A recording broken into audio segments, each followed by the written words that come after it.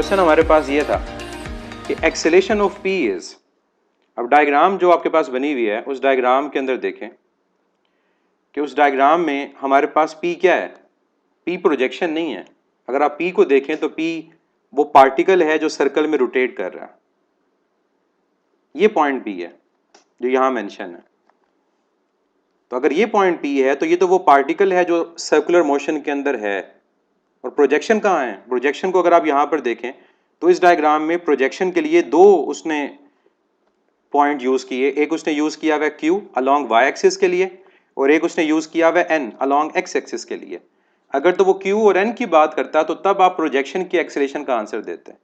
अब हमारे पास इस केस में जो आंसर आना था वो किसका आना था? वो पार्टिकल का आना था, पी फॉर पार्टिकल, और क्यू और एन क्या था? प्रोजेक्शन। तो अगर पी पार्टिकल है तो पार्टिकल की मोशन क्या है? सर्कुलर। और अगर ये सर्कुलर मोशन है तो सर्कुलर मोशन के अंदर हमारे पास जो एक्सेलेरेशन होती है वो सेंट्रीपिटल एक्सेलेरेशन होती है टुवर्ड्स सेंटर।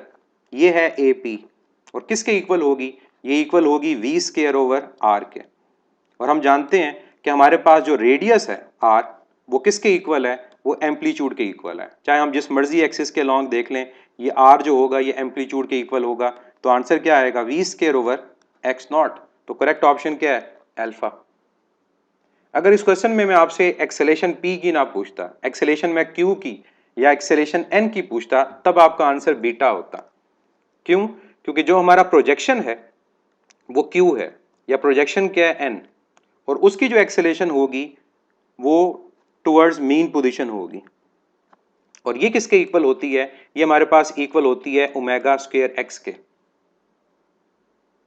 क्योंकि हमारे पास बॉडी कहां पर है इस टाइम पे? इंस्टेंटेनियस पॉइंट पे। तो यहां पर एक्स नॉट नहीं आएगा, एक्स आएगा, तब आंसर क्या होता? बीटा आंसर होता।